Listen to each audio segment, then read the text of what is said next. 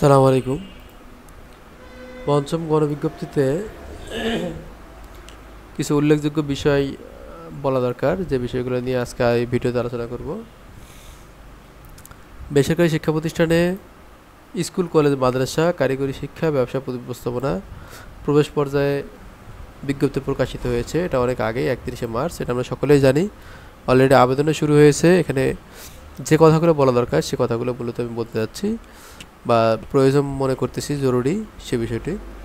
প্রথম হচ্ছে যে আবেদনের চয়েসটা, একজন প্রার্থী নিবন্ধন সনদ অনুযায়ী একই পর্যায়ে একটি মাত্র আবেদন করতে পারবে, অর্থাৎ একটা আবেদন করবে, একটা আবেদনের মধ্যে সর্বোচ্চ 40টি শিক্ষা প্রতিষ্ঠান চয়েস দিতে পারবে।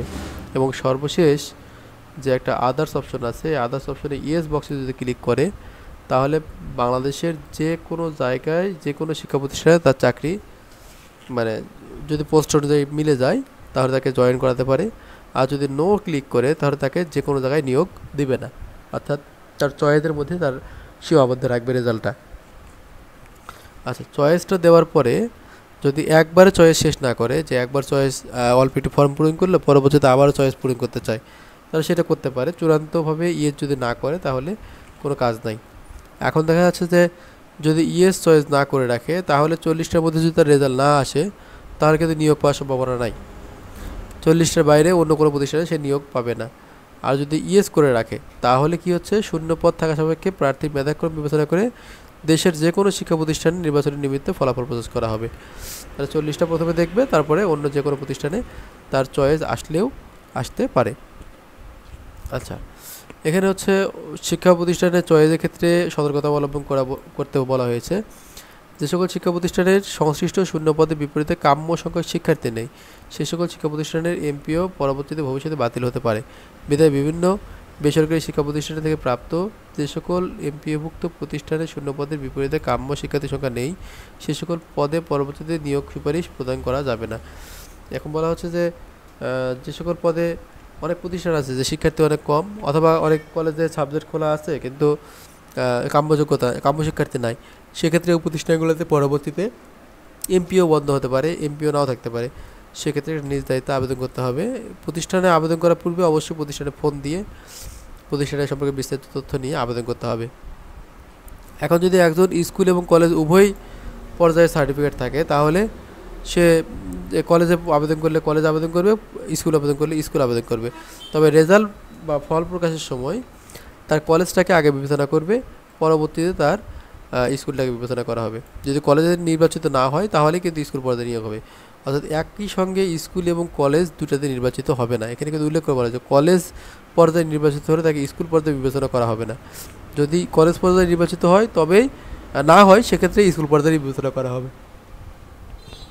অর্থাৎ একটা প্রার্থী একই সঙ্গে স্কুল বা কলেজ দুটাতে নিয়োগ পাওয়ার কোনো সম্ভাবনা নেই। আবেদনের ফি 1000 টাকা। এটা হচ্ছে আবেদন সাবমিট করার পরে পেমেন্ট করতে হবে, এবং পেমেন্ট করার শেষ তারিখ হচ্ছে 10/5/2024। আর আবেদনের শেষ তারিখ হচ্ছে 9/5/2024, অর্থাৎ 9 মের মধ্যে অবশ্যই আবেদন করতে হবে, এবং 10 মের মধ্যে আবেদন পেমেন্ট করতে হবে। এখন অনেকে আবেদন করতে গিয়ে ওই যে যাতায়াতের বিষয়টা চিন্তা করেন না। দেখা যায় যাতায়াত করার সময় অনেক ঝামেলা হয়ে যায়।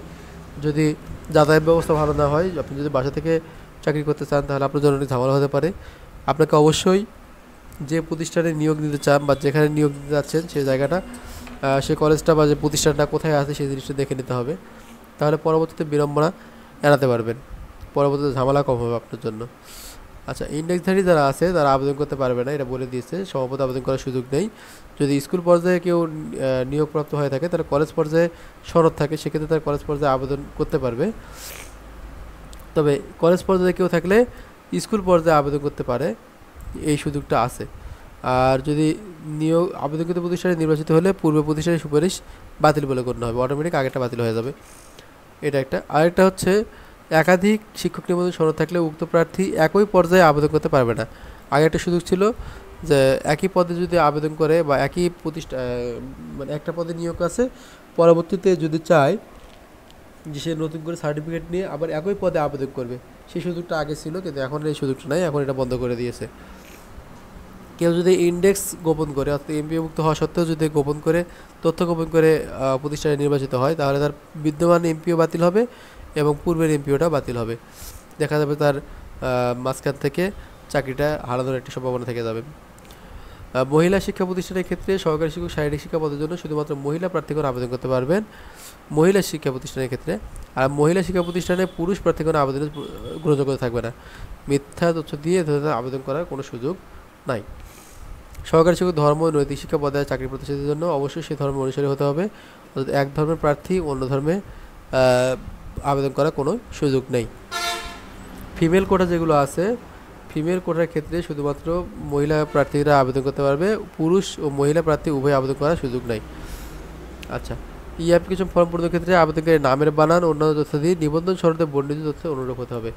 নামের বানান নিবন্ধন সনদে অনুরূপ না হলে কম্পিউটার প্রসেসিংয়ে বিভ্রাট হবে, যার দায় সংশ্লিষ্ট প্রার্থীকে বহন করতে হবে। অর্থাৎ যখন আপনি তথ্যগুলো পূরণ করবেন তখন অবশ্যই নিবন্ধনের সার্টিফিকেট যা আছে স্পেস, কমা অথবা আপনার যদি ডট দেওয়া থাকে অথবা ডট না থাকে সেগুলো আপনাকে সঠিকভাবে দিতে হবে। আচ্ছা, নিয়োগ আবেদন ফর্ম পূরণের ক্ষেত্রে অবশ্যই যথাযথ সতর্কতা অবলম্বন করতে হবে। ফর্ম পূরণ শেষে একবার সাবমিট হয়ে গেলে তা কোনোভাবে সংশোধনের সুযোগ থাকবে না। অর্থাৎ সংশোধনের সাবমিট দেওয়ার আগ পর্যন্ত আপনি যতবার খুশি ততবার চেঞ্জ করতে পারতেছেন। অতএব মানে তাড়াহুড়ো করে সাবমিট না দিয়ে একটু অপেক্ষা করে ধীরে সুস্থে প্রয়োজনে 2-3 বার আপনি প্রিন্ট করে নিয়ে তথ্যগুলো ভালোভাবে যাচাই বাছাই করে তারপরে আপনি সাবমিট করবেন। তো এটাই মোটামুটি একটু নিয়োগ সুপারিশে বর্ণিত সময়সীমা পর যদি এটা নিয়োগের পরবর্তীতে অবস্থা, নিয়োগ হওয়ার পরে যখন নিয়োগ শেষ হয়ে যাবে তারপরে এই ঘটনাগুলো, যদি কোনো প্রতিষ্ঠান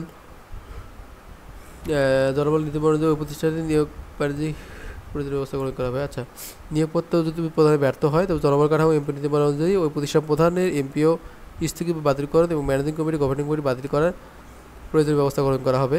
প্রতিষ্ঠান প্রধানের যদি কোনো শূন্য পদের চাহিদা ভুলভাবে দেওয়া হয় তাহলে এনটিআরসি এর জন্য দায়ী থাকবে না।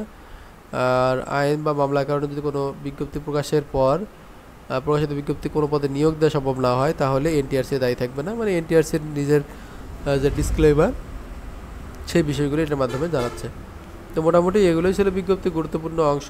আপনারা যারা আবেদন করবেন তারা খুব মনোযোগ সহকারে পুরো আবেদনটি করবেন। প্রয়োজনে 1 বার 2 বার 3 বার তথ্যগুলো যাচাই বাছাই করে নেবেন আর কোনোভাবেই নিজের তথ্যগুলো ভুল করবেন না। ধন্যবাদ সবাইকে। আসসালামু আলাইকুম।